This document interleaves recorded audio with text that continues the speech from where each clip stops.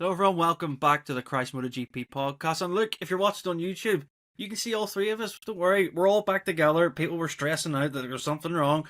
Just our schedules haven't really matched up the past few weeks, but don't worry, everything's fine. And we're here to discuss the German Grand Prix. And guess what? Marc Marquez won, so he did. But yeah, and the manner that he won was pretty impressive over the whole weekend. No matter the conditions, he was the man to beat. And I think, as entertainment value wise, Marquez definitely made it interesting on Saturday. Plenty to discuss from the Grand Prix.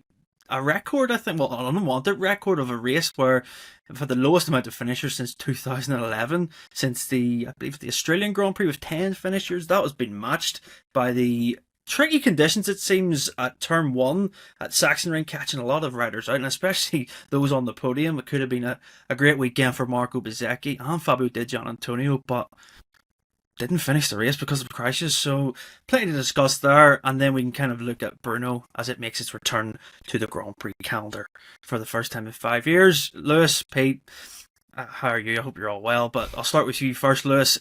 A weekend that was very predictable going into it, but it essentially was like, wow, it really did go to script, didn't it, with Marquez?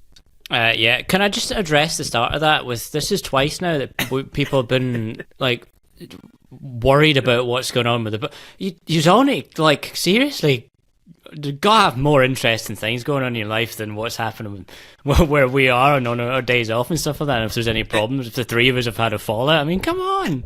It makes me feel like the Beatles, honestly, like, having people worry where you are. It's like, this is great. So just imagine how the Beatles must have felt. It's, sort of thing. It's, we're all right. It's just holidays, it's fine. It's absolutely fine. I mean, God, I honestly never expected a MotoGP podcast to get people so worked up and worried about us. But I mean, it's nice, I suppose, that people want to listen to us. But I mean, come on, guys, go to somewhere, go out and have fun. Don't worry about us. But yeah, Marc Marquez, you kind of come into a German Grand Prix weekend expecting the result to go the way it did, and I guess from that point of view, nothing really was a surprise, but you can never really be too sure this season. We saw it at Aston on the Friday with the crashes, we've seen it at Jerez, we saw it at Austin. Austin, I think, is maybe a better kind of comparable example of a weekend we expected Marc to dominate, and then of course he crashed at the Grand Prix. That was always kind of in the back of our mind, and when we had all those crashes during the Grand Prix, there is a point where you start to think, well, has he got this under control? He did. And arguably it's got to go down as maybe his best win of the season. I think maybe his best weekend of the season, as you mentioned, Jordan, about the sprint, recovering from that mistake in those wet conditions, really over-stressing unnecessarily to get that win, which shows how ruthless he is still, despite this massive gap he has in the championship now, but also shows that killer instinct is still proven a little bit hard for him to tame, which I did worry maybe that was going to be a problem on Sunday. He kept under control though, but we kind of saw the two sides of Marc Marquez this weekend, and I think both of them are very interesting to watch and also quite hard to analyze at the same time. Yeah, it's a fair point, because he's got this sort of, I don't know how I picture it, if I can describe it to people. I picture like there's this one Marquez sits on one shoulder and one sits on the other and whispers in his ear, "Go on, you can do this." And the other goes, "No, Mark, don't listen to him," sort of thing.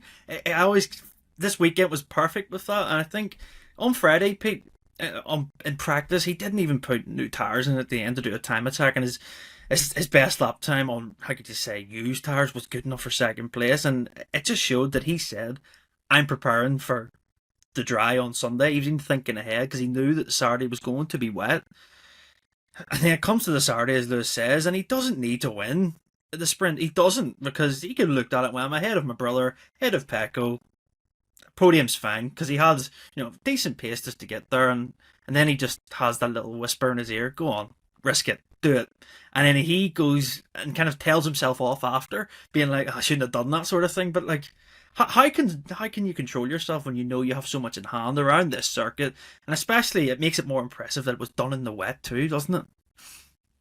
Yeah, it does, absolutely, yeah. And as you say, he was sort of criticising himself almost, wasn't he, after the sprint, saying, I shouldn't have risked that much. But then, he sort of justified it, didn't he, as you say, the other side, the other shoulder, by saying that, he felt so good on the bike. And so he didn't feel, even though he was obviously pushing, and went for the win, passing Bezzecchi. He didn't feel like he was actually taking that big a risk. And and then come Sunday, as soon as the clouds cleared and he took that, the whole shot into turn one, that was really it, wasn't it? Race over. He was always sort of in control, and sort of a 5-rider group that had that podium pace. No one obviously challenging Marc, but with the podium pace, and then the two guys dropped out. And you're left with, Alex and Pecco, which, if you look on paper and you see those three guys on the podium, you think, well, it's just been a normal race. But of course, for the guys behind Marc, it was anything but. But yeah, really, Marc's just looking on unstoppable form, isn't he, at the moment? And we head to Brno. Let's see. It's a track that no one's been at for a few years, but really, the events before this weekend were on tracks that weren't so suited to Marc, or so he told us.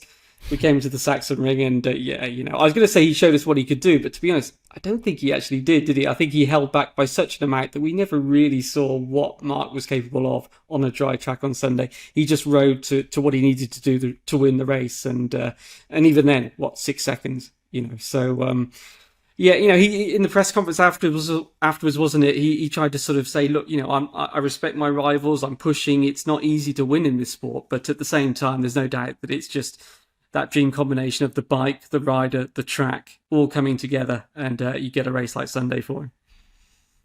Yeah, it was perfect, to be honest. I think just the way that he was able to manage himself, and how he was, like, we talked about before, Lewis, how he's able just to like go, oh, this is my comfortable pace, and it's like, you look at it, it's like his comfortable pace is everyone's max pace around here, and you just wish there would be like an event to think, how quick can you actually go around the Sachsenring? Because I would love to have seen him just pull the pin and just do like 5 times, 6 times faster than everyone, but he doesn't need to, and I think that just shows the margin that he has within himself, especially with this bike, that he's so at one now. You have to remember, this is 8 wins in a row if you count sprint and Grand Prix.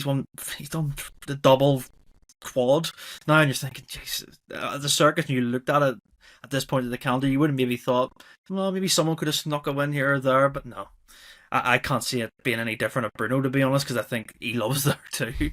And the last time he was there, I think, was like maybe the weekend that I realised that he was just a freak, to be honest. You remember that qualifying where it was like raining and everyone else was seemingly struggling, and there he is on slicks just finding the line. You're thinking, how is he not Christ yet, sort of thing. But yeah, Lewis, how can we sum up Marc? We can go on to the others in a minute, but just to sum him up here, it's not normal, is it, what he's doing? It's just a real treat to watch at the minute. Yeah, I mean, what more can we say about it? We saw those early season mistakes, in Austin Jerez, even at Silverstone, and he spoke about that being his weak point, and since then, since really Aragon, that's all really been ironed out. He's been in a lot of different positions to kind of test that. Aragon, he was in quite dominant form and he didn't make a mistake. Mugello and Assen especially, he was pushed really, really hard from behind and he didn't crack. And again, at a weekend, he said himself, it's one of the tracks I circle on the calendar as somewhere I'm going to go and attack. Weather, all those types of things are kind of a track condition that was a little bit tricky, but again, a kind of a condition that suits him. He's fully, learned from all these things now, and as you say, 4 consecutive double weekends in this era is unprecedented. We haven't seen that. We haven't seen that. If you think back to last year, Jorge Martin, I think at this stage of the championship, had only one Grand Prix, maybe 2 after 11 rounds. Look at where Marc is now, and you think back to Pecco's championship challenges as well. You look at the mistakes, you look at the kind of that type of thing. Marc just isn't doing that, and nobody's really able to challenge him. Okay, yeah, Alex Marquez had injury, but Pecco's not been there, and nobody else has really been there to challenge either. And you going back to your point there, Jordan, about it'd be good to see what he could really do. Just taps fully open and what could Marquez do. I don't think he has a rival right now that kind of really commands that type of respect, because that's the kind of performance you put in when you have someone who is really, really busting your balls. And nobody is. He's spoken a lot about Alex Marquez, and Alex Marquez has rode a great season, but realistically, did anyone predict or even think that Alex Marquez would be able to beat Marc Marquez in a square fight for a championship? No. And that's not being disrespectful to Alex Marquez, that is just the reality. And I think for the rest of the season, we are really going to be in a position where we're not going to see Marc needing to do that. He's going to do what he needs to do. But if anyone is a bit faster than him or he doesn't feel comfortable, he's 83 points ahead in the championship now. He doesn't need to take those risks. He has such a margin to play with. So now we've entered a new phase of the championship, one where really this is Marc's to lose now, and he just needs to play whatever cards he needs to play. He's not really going to be in a situation where he's going to have to really dig deep unless he wants to, which you'd like to think Ducati will say to him, don't be stupid. He was a little bit stupid in the sprint and he got away with it, but that wouldn't always be the case. Yeah, that's a good point, actually. I think it's a mirror image of 2019, to be honest. I think in terms of he's able to have fun, and I think with those races you look back with Dovi and stuff, I do think he generally was pushing his hardest in some of those, especially like the Austria one, when you think back that. But Dovi had obviously the machine advantage, and Marc was making it up with the deficiencies on the Honda with his talent. But this is, like you say, Lewis, no one can get close to him, so he doesn't need to try and just go, I'll show you what I can actually do. And that's a scary thing, I think, isn't it? Yeah, and I remember very vividly a comment he made after that Austrian Grand Prix in 2019 when he was asked about it, because it was another defeat. He'd been beaten in Austria, he'd been beaten quite a few times by Dovi, and then obviously we went to Silverstone and got beaten by Rins. He said, it doesn't matter if I finish second and go on to win the championship, these defeats don't matter. And that for me has always stuck out as something about Marquez, is that fundamentally, whenever he is beaten or whatever, he is confident enough to know that when the final reckoning comes, if he does go on to win a championship, and that's looking very likely at this stage, none of the mistakes this year matter. None of the the results for anyone else will matter, because all we will look at is how he put together this championship. And that's going to be the case going forward. I think if anyone is in a position to beat him, he's going to go, look, well, he can have it because I don't need it. And in a lot of ways, that's the real way you beat your rivals, is you let them take a result they can't even really fully enjoy, because fundamentally they didn't really get fully tested. Yeah, Pete, what do you make of this? I think Lewis's point about, even just thinking back to last year, Marquez is the first rider in the sprint era. I can, obviously, we've only had 2 years of it previously, but he is just battering them people both days. His sprint record is ridiculous. He's won the most sprints already, and we're only halfway through the season. He's done the 10. The closest one to that was Jorge Martin, was 9 in 2023. How do you even compete with that? Because people say, "Oh, you need to be a Sunday rider." Not anymore. You don't. You have to be a weekend person, essentially. And Marc said yesterday after the sprint that he worked all winter on his weaknesses in the sprints from last year, and he's went 10 wins, 1 second place, and it's like, that's just ridiculous, even for a Saturday, because I think he scored 129 points out of the 132 available. And where would 129 points put you in the championship? It would probably put you maybe 7th overall or something like that. It's just crazy, isn't it, what he's doing this year? It is, yeah. I mean, as you say, he sort of came into the season saying, I need to improve qualifying in the sprints, and then where does he start? Pretty much the front row every time, and as you say, wins all the sprints. So, I agree with Lewis that it's got to the stage now where with his lead, he can manage the advantage now. I think that pride will still come into play a bit for race wins. So I think when we get to Misano, he'll want to win in front of the Ducati fans. No matter what the championship advantage is, I can imagine he'd like to win the Japanese Grand Prix, put Ducati on top there. His home, a few more Spanish rounds coming up as well. But that aside, he really doesn't need to push, does he? Even if he has some sort of instant, runs off, rejoins near the back, he just needs to salvage points, doesn't he? He doesn't have that desperation, if you like, of a title rival at the front of the race who he can't afford to let win. So really, yeah, he has no, it's a big pressure off moment, I think, going into the summer break. I mean, really, let's face it, whatever happens at Brno, short of an injury, he's going to leave anyway with a huge lead, even if he didn't score. And the pressure's off, and he can just manage it from now on. And there just isn't that that pressure being applied by the others, as you guys have said, to make him really need to panic at any stage now. He's got everything working perfectly for him on the bike.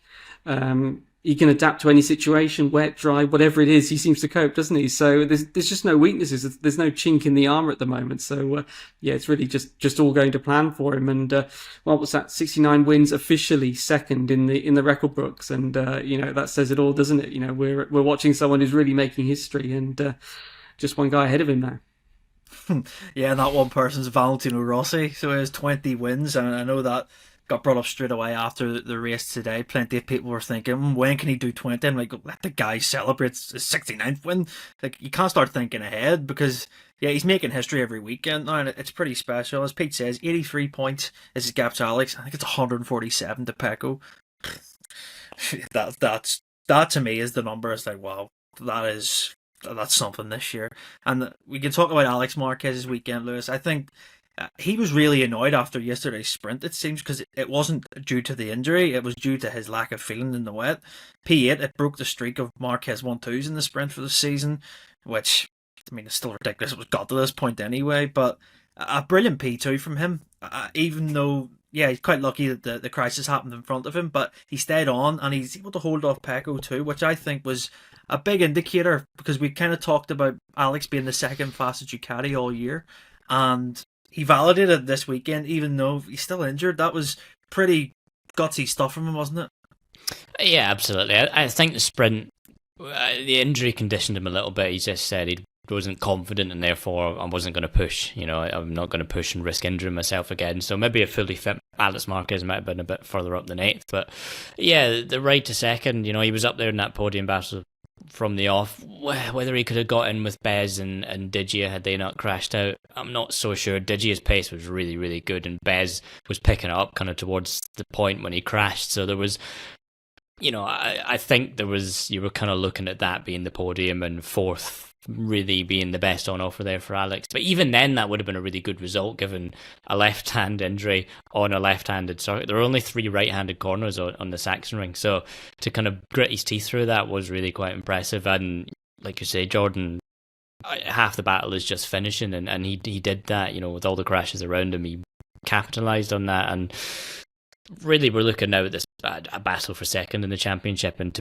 to beat Pecco the way he did. Even in the sprint, Pecco was out at the point, so he's still come to Germany after an injury and is still there ahead of Pecco and still strengthening his position in second. So all in all, you can't really ask for a better weekend from Alex Marquez, and Brno should, in theory, be a good weekend as well, because if you're looking at a circuit that's got a brand new surface that we've not had any recent data of, for a fully developed 2024 package is going to probably hit the ground running there. So, I think there is more scope for Alex to go well.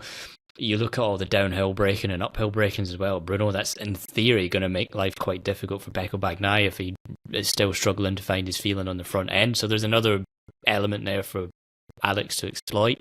So, I think he's come out of this the best way, in best shape possible, and goes to Brno really with quite a big injection of confidence, because he's like, to come away from this was a victory given where my hand was a couple of weeks ago. So it's still very much coming up the Marquez brothers right now.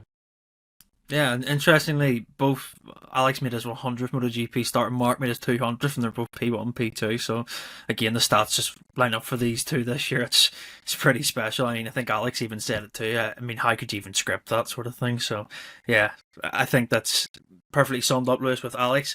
Gutsy and really hung in there, and it's again validates his season so far and the pace that he has. Pete, I'll come on to you about Pecco. Really good salvage job today regarding the weekend, because he was shocking in the sprint, and even in qualifying he just wasn't good enough in the wet, lost all feeling.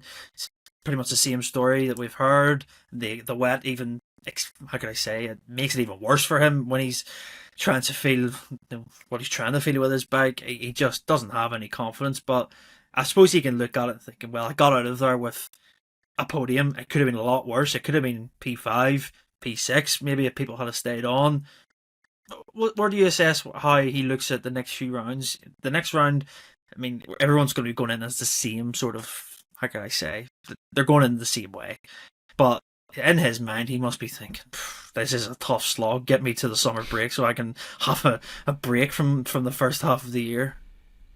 Yeah, exactly. And while he's on the podium and he's third, I think Gigi wasn't there this weekend, was he? But I think you could have played the comment of "Come on, give us a smile," couldn't you? Again on Sunday, because Pecco's not happy where he is. He knows that was a massive gap to Marc. Was it about 7 seconds or something at the finish line? Marc was sort of in a different race, really, wasn't he? And Pecco, there was some hope on Friday. He tried the chassis from, I think, Mazzano test last year that he liked but didn't get to race with. Didn't work at the Sachsenring, but he thought it might work somewhere else. Was able to come through sort of into Q2 directly, even though he had dedicated some time to trying that chassis. So he wasn't quite as bad as things looked for him. But then, as you say, he gets to Saturday and the wet weather, and the guy who won in the rain last time at Burrum, if you like, last time they raced in the rain, suddenly he was losing 1-2 seconds to Marc Marquez during the race and just had no feeling at all. So as you say, he's got he's back to the problems he had already. They could have gone either way, couldn't it? It could have been one of those that the rain came down and suddenly Pecco's back. Instead, he ends up with even more problems of not feeding the front, and also it seemed didn't really have grip in the rear either. So even worse in the wet. So he was sort of probably extremely happy to see the clouds clear on Sunday, and damage limitation and really the best that he could do. But let's face it, he would have been the third GP25 behind Marc and also Digia, who was online for second, wasn't he, or in second when he fell. So he was going to finish last of those GP25 bikes, and big gap to the others. As you guys have rightly said, loses points to Alex, which was again drops him further back in that title fight. So really not much to be positive about. I think you could understand why Pecco sort of looked a bit glum afterwards, and he's not going to be happy with third place, seeing especially that gap to Marc. Yeah, Lewis, what's your take on all this? I think it's halfway through the season now. Ducati management have to be scratching their head thinking, what do we do with this? Because Giannantonio is, whilst the championship doesn't reflect how close he is, he's been beating Pecco, it seems, now for the past few rounds, and he's Giannantonio's moved the directions of Marc. I think they're both using the updated aero, they're happier with it, and what did Ducati do here? Because it seemingly is the same story every weekend that we get with Pecco, and it's like, at least, I don't know, it's such a difficult thing to pinpoint. I mean, Pecco feels like they are making steps forward in terms of finding what he needs on the front end, but they're still far away, and I think Ducati are kind of at a point where they're not really 100%. There's not really much more they can do. As Pete said, they brought this chassis back out that Pecco believes is the future of kind of the development of the bike, but there isn't really much more they can do, and given that this bike won't change very much over the winter because of the development freeze on the engines, and also because a manufacturer like that isn't really going to dedicate too many resources to updating a bike that's going to be obsolete in 10 months' time, beyond that point. So this does seem like we're probably set in for this just to be what it's going to be now for Pecco. And now you're at a point where you're looking at already to 2027 and thinking, does he remain in that seat? Because yes, he's a double world champion, but Ducati have seen that when, they've seen the future with Marc, at the very least for the next few years. You look around in the Ducati stable, Alex Marquez is consistently beating Pecco. As you say, Jordan Digi is up there repeatedly. We've seen Franco Morbidelli be kind of there or thereabouts for a lot of the season. Aldegay has been up there as well. There are more people within that stable that right now you would say are better long-term bets than Pecco Bagnaia. it's open season for the rider market for 2027, and there's a lot of good names out there that would probably go very well in Ducati. You're thinking Pedro Acosta, you're thinking Fabio Quartararo, you're thinking, quite a few different names out there. And Ducati must also be looking kind of at the decision to let Martin go, relative to what they've ended up with. You'd thought Marc and Pecco was a dream team. It's not really worked out that way. And now you have to think, well, what would Marc and Martin have been like?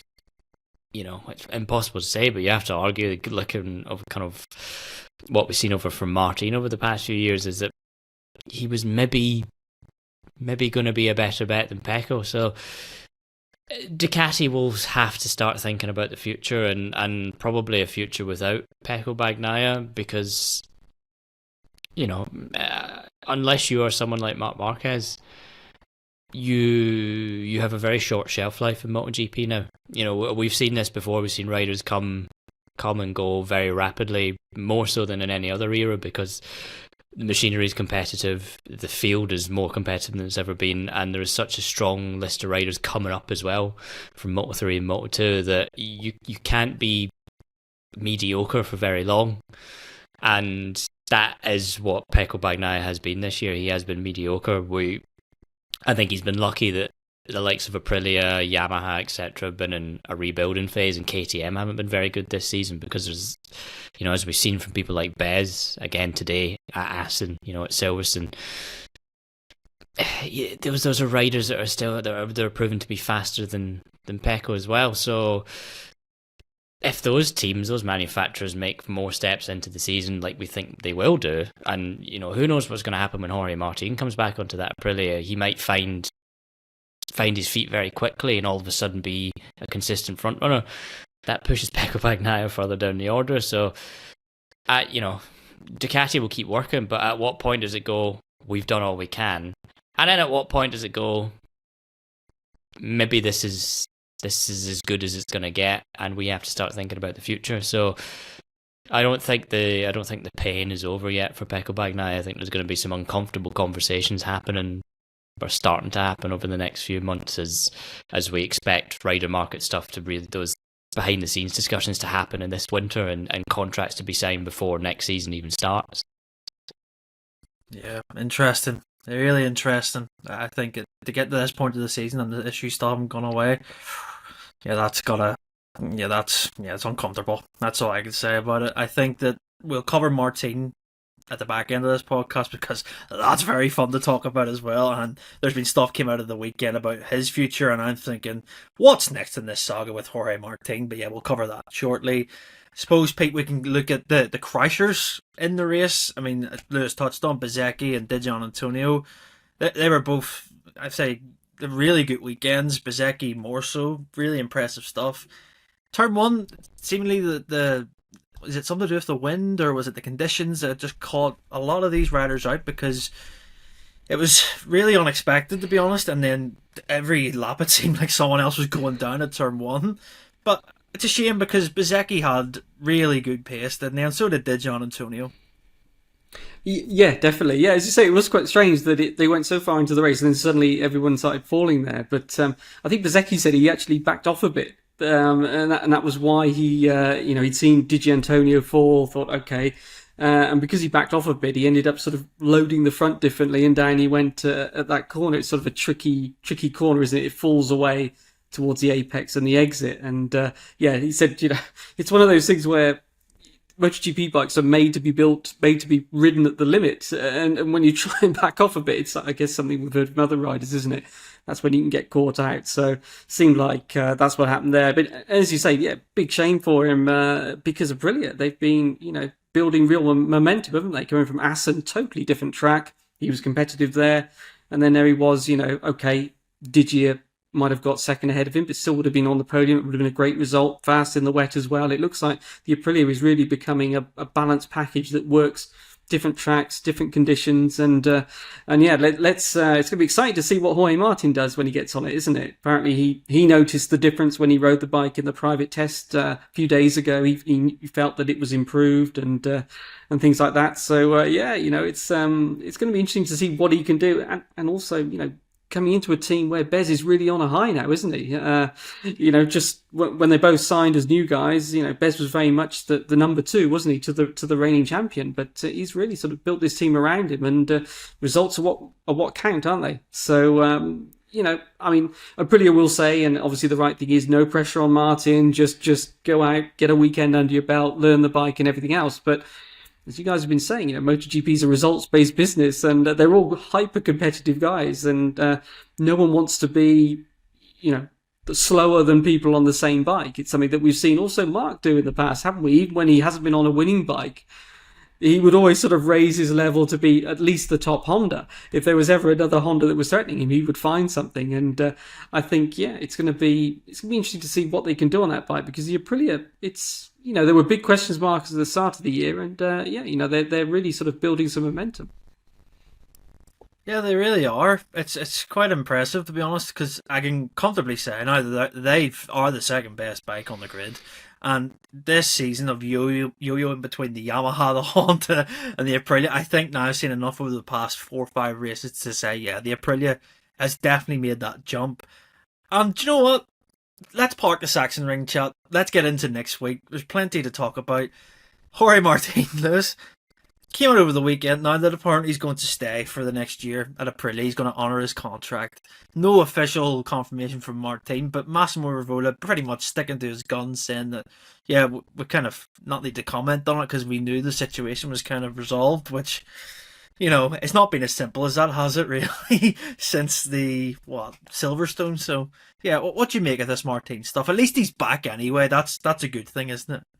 Yeah, well, that is the main thing. This, he's recovered from these injuries. He's back. They've had the test, which I think was proved to be a very useful thing, because now he doesn't come to Brno totally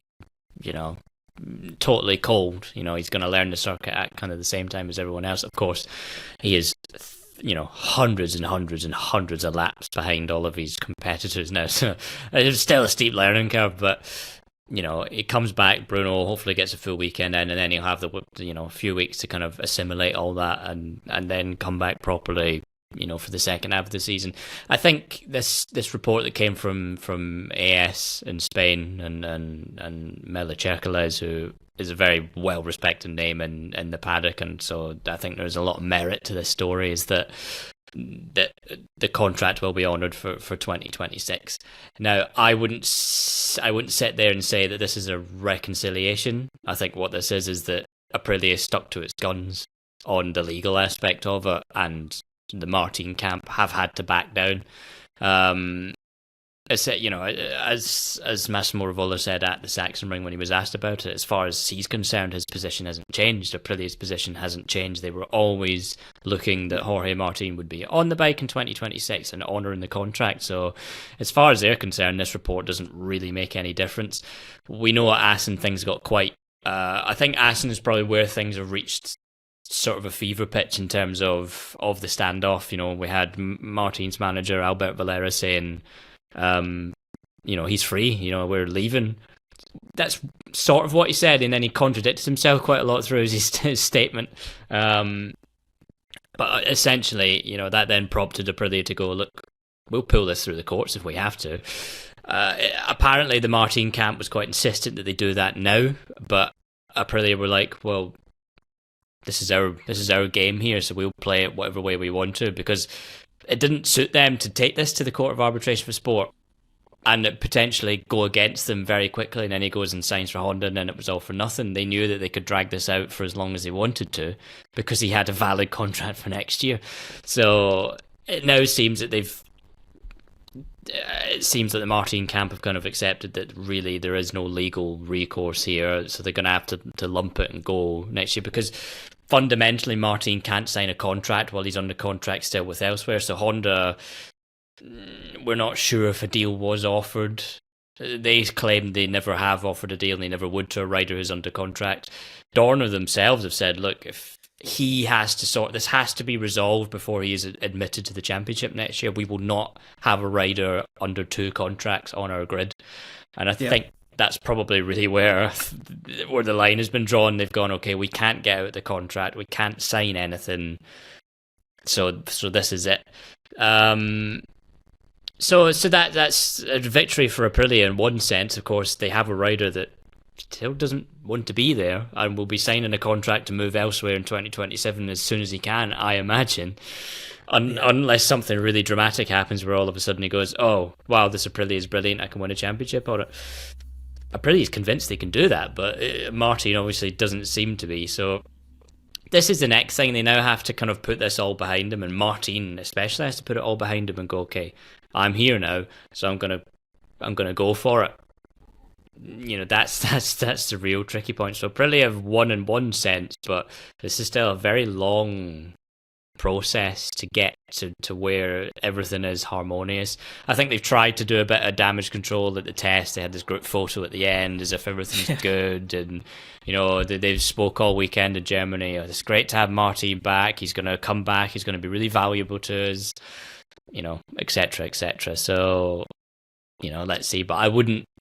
First and foremost, I wouldn't consider this to be a reconciliation. This is a pure defeat for Martin, and he's now going to have to kind of swallow his pride and ride this Aprilia, you know, as hard as he can and risk as he would, and show that respect to the manufacturer, which, you know, that's the interesting part. And of course, that then leaves a door open. If results aren't good over the next year and a half, then people will start to comment, they'll start to talk, they'll go, okay, well, he's not pushing them because he didn't want to be in that bike, he doesn't want to injure himself, he wants to go race for Honda, blah, blah, blah, blah, blah. You know, he has put himself into a very unpleasant situation, and it's wholly of his own making. There's no sympathy there, and I don't think anyone should show him any sympathy. He made a bet, he lost it, it's backfired big time, and now he has to go and make it work. And I do think, you know, the next couple of years are really going to be defining for his career as a world champion, because if he doesn't find results on this bike and then goes somewhere else and doesn't find results on that bike either, then the footnote of his career is not he was a world champion. The footnote is that he imploded his career by behaving in a, you know, I would say an unprofessional manner, and I think a lot of people would probably say the same thing, that he didn't behave in a manner befitting a world champion. And now, if he doesn't rectify this by producing results on track, this is going to be the thing that will define his career. And what a waste for a rider as fast as Jorge Martin. So, yeah, I'm very, very excited about Brno to see the first steps of this Aprilia Martin relationship. You know, it's essentially it's relationship counselling at 200 miles per hour, isn't it? That's what we're in for now. Yeah, absolutely. I don't know if Aprilia, I don't know if they're going to get Massimo Rivola and Jorge Martin to walk into the press conference holding hands or something sort of thing, but it's like Aprilia have been so professional throughout this, and that's one thing I can credit them for. They've been brilliant, and the communication's been fantastic. I think they can come out of this and just feel like we were not the bigger guys, but the more mature, sort of level-headed, professional guys in all this. And yeah, Martin and his management just have to take it. And I will say this here, being on that Aprilia is not a bad thing at all. It's a good bike, and I think that if you're going to take it to Ducati, you'd rather be on the Aprilia at this point rather than a Honda. And just what I remember, speaking of Honda, I didn't mention it in the Sachsenring, but Luca Marini, P6, that was outstanding from him in regards to coming back, being in essentially intensive care in Japan, a month ago, and he comes back and he puts it there, and he beat some, you know, pretty big names and some pretty fast bikes as well this weekend. So congrats to him. It was really nice to see. Yeah, Pete, what's your take on this Martin stuff? I mean, he's going to come in on Thursday. I imagine he's going to be in the press conference because, you know, he is the world champion, so we have to remember that. And his questions are going to be, I can imagine, are you staying at Aprilia? Why are you looking to leave? And also, how was the test? I can imagine they're the three questions that he's going to get asked. There's a lot of bridge building to go on, isn't there? Yeah, I mean, you guys have summed it up perfectly. I mean, you know, when you take a step back, when people look back in years to come, they'll go, okay, let me get this straight. The reigning world champion left Ducati, went to a manufacturer who, as you say, I think most people would say now is the second best manufacturer, and then wanted to leave that manufacturer before they'd even done a handful of races on the bike, whilst the teammate had won a race and is regularly fighting for the podium in wet, dry, everything else. I mean, people, it just won't make sense to people, will it? But we don't know what else has gone on behind the scenes, or if there's personal issues or whatever it is that's flared up that's caused this. But either way, I think what Lewis said is also important, which is it's about results. If Jorge Martin comes out and wins a load of races, everything will be forgiven, forgotten, and nobody will care. But he has to do that, if you know what I mean. If you win in MotoGP, in any motorsport, you can get away with a lot of things. And he's kind of in a situation now where that's what they need. He needs to show that Aprilia have shown we've got a competitive bike. He now needs to bring his side to it. Obviously, not straight away in Brno. That's unrealistic. But before the end of the year, I would say, and show that I can win on this bike as well. And this is why you signed me, and this is why I'm the rider that everyone believes is as talented as they are and is a potential Marc Marquez rival, as Lewis said. He needs to show that now, because more than ever, because it's just this whole situation, which I think a lot of us, as you say, feels unnecessary to have got into that situation anyway. But it's not been great for him, and he needs to now deliver more than ever. I think that's really it. I don't know the legal things and everything else where that stands. I think I will say that the intervention by Carmelo Espeleta was quite, that was kind of a milestone. Very telling, that. And the fact that Aprilia, having said that we had nothing to add, and as you say, they've been very clear and straightforward, were then willing to come out and kind of then add some more on the basis of what Carmelo had said, also showed how they were very, very pleased that he'd come out kind of in their favour, really, hadn't he?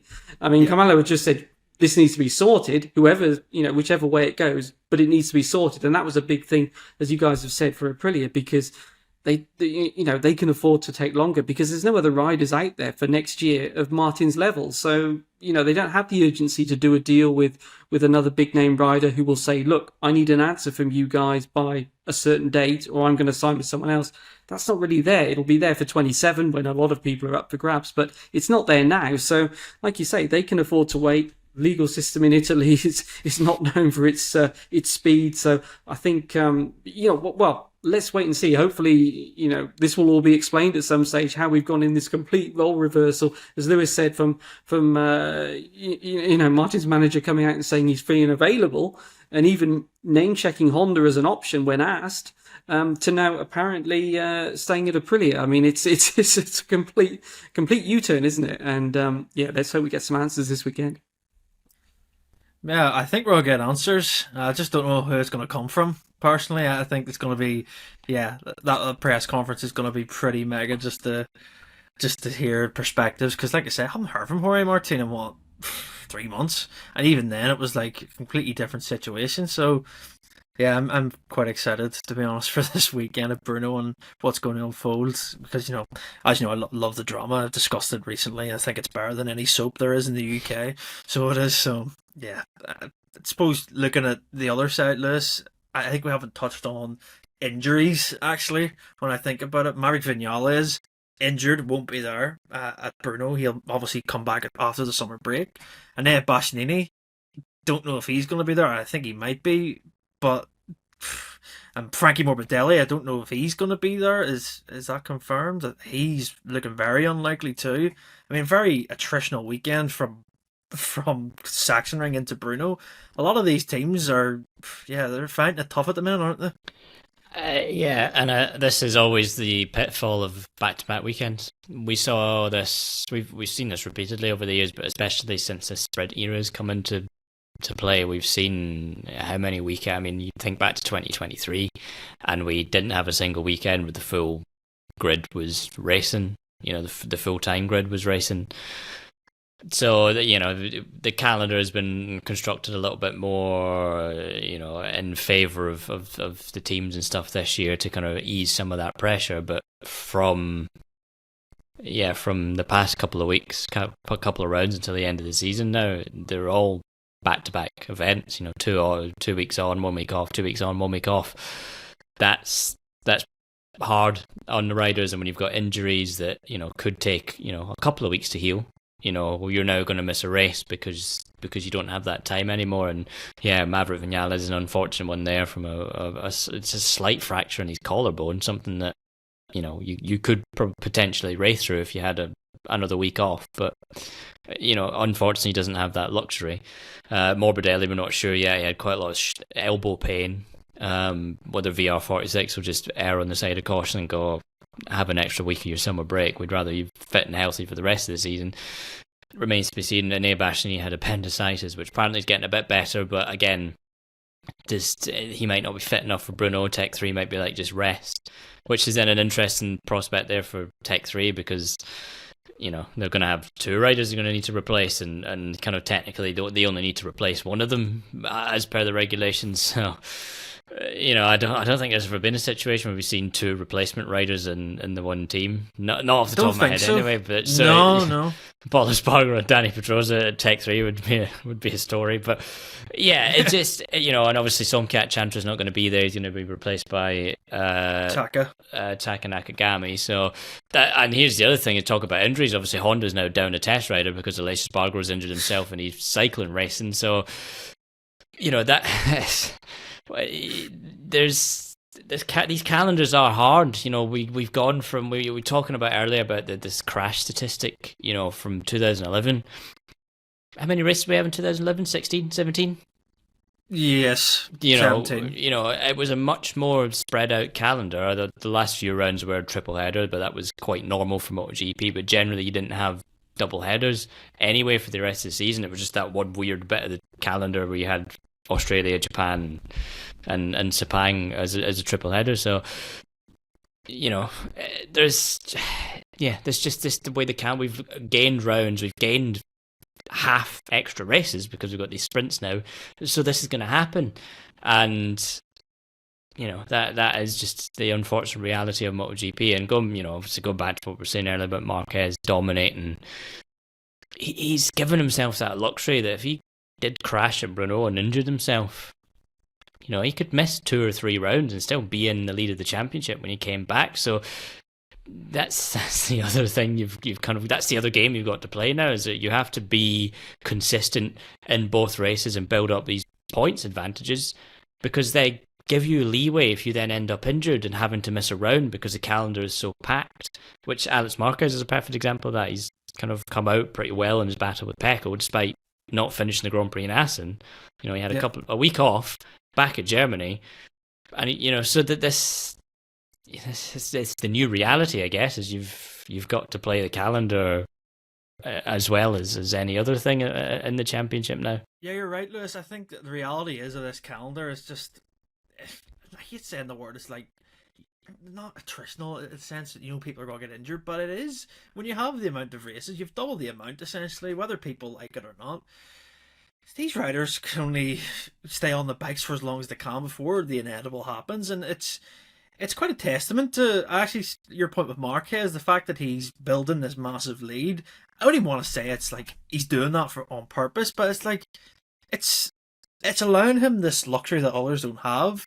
And you know what it's like with the riders forever down the grid that say have to fight for their rides, and they need to get results. It's high pressure stuff, and I wouldn't want to be a rider in modern day. It's very not unglamorous, but it's a tough old grind for them, and I hope that people watching can really appreciate that. They do a lot, and they have to put their bodies through a lot to essentially entertain everybody for 10 months of the year. So yeah, very good points. And I suppose last thing is Brno back there, resurfaced, a great circuit, isn't it, Pete, in terms of the actual setting of the place? It's wonderful up and down hills. It's really, I see it as prime MotoGP because I used to love it growing up, and it's just got that real MotoGP feel about it. But who goes in as favourite? It'll be Marc Marquez, but can we look at other manufacturers thinking, well, it's a clean slate for everyone here, can we go in and potentially surprise? Because 5 years ago it was very different. It was a very odd race, and KTM had the luxury of just cruising around when everyone else was struggling with their tyres, and Brad Binder taking his win. It's a good circuit, isn't it? And I hope that we get something that surprises. Yeah, it's a real MotoGP circuit, isn't it? Yeah, big, wide, big, long straights. A big shock last time with Brad Binder and everything.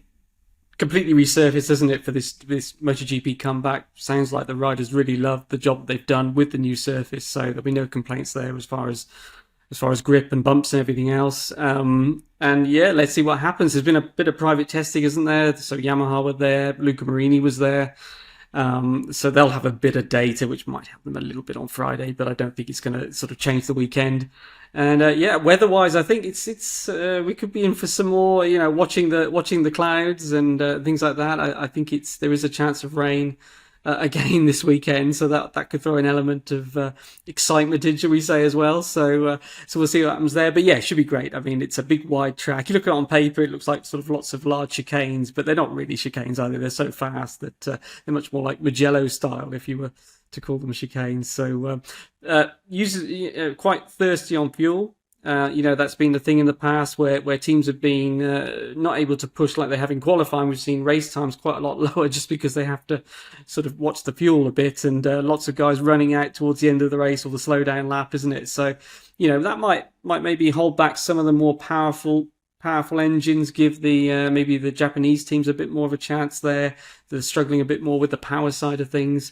But yeah, we've got to wait and see. There'll be an extra tyre. Michelin will bring one extra tyre because hasn't been an official sort of test with all the manufacturers beforehand. So yeah, it's a few novelties this weekend, and as you say, just great to see Brno back on the track. What a great venue, and I think it's looking like it's going to be a sold out event. I think from what I hear, it's it's pretty hard to get any accommodation in the town of Brno. So yeah, it looks like it'll be good all round. Yeah, it's proper MotoGP, and good points you raised, Pete. I just give a warning to everyone for the how can I say, the sighting lap to the grid. If you want to be entertained, you think MotoGP is fantastic for technology. It's so advanced. Just watch these riders on the sighting lap tuck themselves in the whole way around, doing about 12 miles an hour. It is the funnest thing to watch, because you see it at like Sachsenring, no, not Sachsenring, Austria. Motegi, you see them just trying to save as much fuel as they can, and it's a good point actually, because a lot of people do run out on the cooldown lap at the end of a race. And I imagine Fabio Quartararo, that we've seen a few times this year in qualifying, he'll be emptying the tank on that thing in quali. So yeah, and I will mention that we had a comment on YouTube. The people want us to give 1, 2, 3 predictions for the weekend. And I was like, Jesus, we need to try and predict the winner, and it's hard sometimes. We'll do it this weekend at a new circuit. That opens it up way more, doesn't it? So, yeah, I'll give mine first. I'll give Marc Marquez wins the Grand Prix. Well, what a shock. Do you know what? This is going to backfire on me, isn't it? I'm going to say Fermin Aldeguer is going to get second. Right? Don't ask me why. I just have this feeling, right? I'm just going to make it different. And we're going to see Alex Marquez third. So it's going to be a Marquez win with a Gresini double on the podium. I'm not going to do the sprints because I can't be bothered. It'll be Marc Marquez that'll win it. That's my prediction for that one. Lewis, what's your 1, 2, 3 in the Grand Prix? I think probably Mark, Alex, and Bez, I think, is your podium. You've been pretty safe. I like that. Pete, what's yours? Yeah, I think Mark, Alex, and yeah, is it going to be Bez or Pecco? I mean, I'm thinking that Pecco should get these bigger breaks back. Where you were mentioning those other tracks. Yeah. Now, whether that's going to make a difference, as it apparently did in Aragon, I don't know. But could that tip it in favour? I think. I'll say Bez could third, but I'll say Pecco for third just for that. So that would be a Ducati podium, wouldn't it? But yeah, I think easily Bez is the guy who's ready to sort of break up those Ducatis on the podium. Well, how funny it would be if Jorge Martin got on the podium. That would be something too. Coming back, who knows? Who honestly knows? That would be something. So, but yeah, my prediction is just completely outlandish. I think it's the heat getting to me when I said Aldeguer. But if it comes through, I'll take it. So, well, yeah, interesting weekend ahead, and I hope we get a good race. I hope we get an interesting weekend off the track too, because MotoGP's a drama everywhere, and I think that Aprilia and Martin have definitely delivered to that this year, and we get to hear the first answers from Jorge on Thursday, so stay tuned for that. And if you enjoyed this podcast, make sure to give us a 5-star review on Apple and Spotify. You know the drill. It helps us out massively, and thank you always for your support on YouTube. I appreciate the comments. I do read them, try to respond to every single one, but sometimes I've got other things to do, folks, and I can't always spend my time looking at the YouTube comments, but just let us know. We all appreciate your nice feedback and your nice comments. We're wondering where we all are. Well, I'm always here, that's always the thing, but the other two definitely do appreciate. I can testify to that for you asking about their well-being. So yeah, we'll see you next week. Enjoy the weather wherever you are in the world if it's nice. Marc Marquez is Marc Marquez, and this championship's looking very, very set for him at the minute. So yeah, let's see what happens at Brno, and take care.